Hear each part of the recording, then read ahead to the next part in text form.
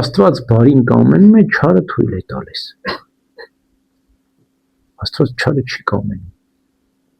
բայց բարին կամենում է, չարը թույլ է տալիս։ Իհարկե չարը ասելով ճակերտավոր չարը, որի վերջնական իմաստը, վերջնական նպատակը բարի է։ Օրինակ բերեմ, որ մենք հասկանանք։ Աստված կամենում էր, որ Ադամը պատվիրանը պահի, դրախտից մտնի երկնքի արքայություն։ Սա էր բարին, Աստծո կատարյալ կամքը։ Բոլոր արածները բարի են ստեղծված եւ մնան բարու մեջ եւ հասնեն բարի արքայություն։ Եվ Աստված Ադամին ասաց. «Երբ որ ուտես, կմեռնես, եթե չուտես, կապրես»։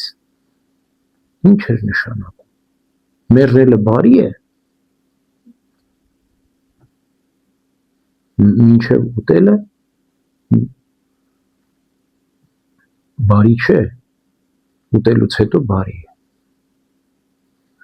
Մինչև ուտելը բարի չէ մեռնելը, որտեվ արգելված պտղից, որտեվ պետք չէր, որ մեռներ Ադամը, եթե պահեր պատվիրանա, պետք է ապրեր հավիտյան, բայց երբ որ կերավ պտուղը, այլևս չպետք է ապրեր, պետք է մեռներ։ Ինչու՞, որտեվ մեղք գործելուց հետո մեռնել արդեն բարիք է։ Ինչու՞, որտեվ մահվան գինը մահն է։ Ինչու մահվան գինը մահն է, որպեսզի մահով մեղքը մաքրվի, որպեսզի Ադամն էլ չլինի սատանայի նման անզեղչ մեղավոր կամ անմահ մեղավոր, եթե Ադամը չմեռներ, մեղքը ճաշակելուց հետո կդառնար անմահ մեղավոր։ Եվ սատանայի նմանը չէր փրկվի։ Ուստի երկրորդ փրկության ճանապարհը մահվամբ է։ Եվ երբ Ադամը մեռավ, Քրիստոս էլ հանձն առավ Ադամի հետ խաչը բարձրանալ։ Այսինքն Ադամի մահվամբ Աստծո միածին որդին էլ զոհաբերվեց եւ մարդկության փրկությունը այս ճանապարհով եղավ, երկրորդ ճանապարհով։ Աստված բարին կամեցավ, որ Ադամը չուտեր եւ մտներ երկնքի արքայություն։ Բայց չարը, որ է մահը, այս պարագային, մենք այդպես կարծում, թույլ տվեց։ Նույն տրամաբանությունը մարդկային կյանքերի վրա է կատարվում, երբեմն պատերազմի ժամանակ կամ վթարի ժամանակ կամ երկրաշարժի ժամանակ Հովետանում ասում է մեկը կվերցվի, մեկը կթողնվի։ Մեկը իրապես մահանում է, մեկը ողջունում է։ Մեկը վերցվում է, մեկը թողնվում է։ Ինչու՞։ Դա միայն Աստծուն է հայտնի, ինչու։ Եվ երբ որ մեզ էլ է հայտնվում, թե ինչու, մենք չենք հասկանում, որտեղ պատրաստ չենք ընդունելու, ընկալելու, հասկանալու։ Այդպիսի մի վանական է լինում, որ շատ է նեղ սրտում աշխարհում կատարվող անարդարություններից։ Եվ աղոթում է, ասում է, Տեր Աստված, ինչքան անարդարություն կա աշխարհում։ Հրեշտակը երևում ասում է, արի ես քեզ Աստծո արդար դատաստանները կսովորեցնեմ։ Տանում մի հատ ծառի փչակի մեջ է նստացնում, ասում է նստի այստեղ։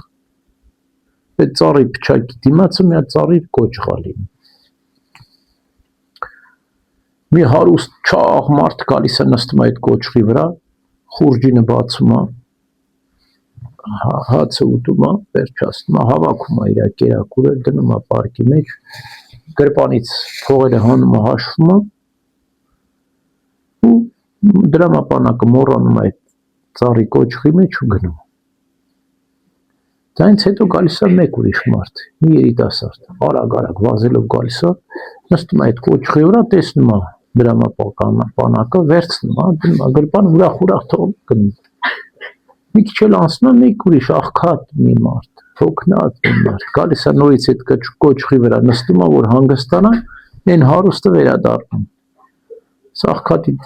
բռնում ասում է, փողերս տուր, ասում է, ինչ փող։ Այստեղ ես փող եմ մոռացել, ասում եմ, ես ոչ մի փող չեմ տեսել։ Ու ծեծում աղքատի սպան։ Եվ այդպես բոլորը գնում են դուրս են գալիս, փչակից դուրս է գալիս ճգնավորը։ Դա որ ասում եմ անարդարություն է աշխարհում, հրեշտակն ասում է դու Աստծո դատաստանները չես ճանաչում, ասում եմ ես քեզ կբացատրեմ։ ասում են առաջին հարուստը, որ եկավ կոճղի վրա նստեց ու իր հացը կերավ դրամապանակը թողեց գնաց, երկրորդ երիտասարդի հետ գործարք էր արել եւ խաբել էր նրան ու այդ ինչքան փող որ կա դրամապանակի մեջ վերցրել էր։ Ասում եմ ես վերադարձեցի երիտասարդի փողը։ Եկավ իրան բաժին փողը վերցրեց գնաց։ Իսկ ասում են երրորդ մարդը այն աղքատը ասում են նա շատ դժբախտ էր, որովհետեւ փողի պատճառով իր հարազատ եղբորն էր սպանել եւ մուրացկան էր դարձել։ Իր ամբողջ ունեցվածքը վաճառել էր տվել աղքատներին, մուրացկան էր դարձել, շրջում էր ու աղոթում էր, ասում էր Տեր Աստված, ես ինչպես իմ եղբորը փողի պատճառով սպանեցի, այնպես էլ մեկը ինձ փողի պատճառով սպանի, գոնե իմ մեղքը քավություն գտնի։ Եվ Աստված այդ աղքատի աղոթքն էլ լսեց։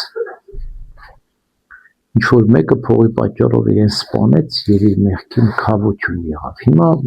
արտաքինից որ նայում ես, չէ, լրիվ անարդար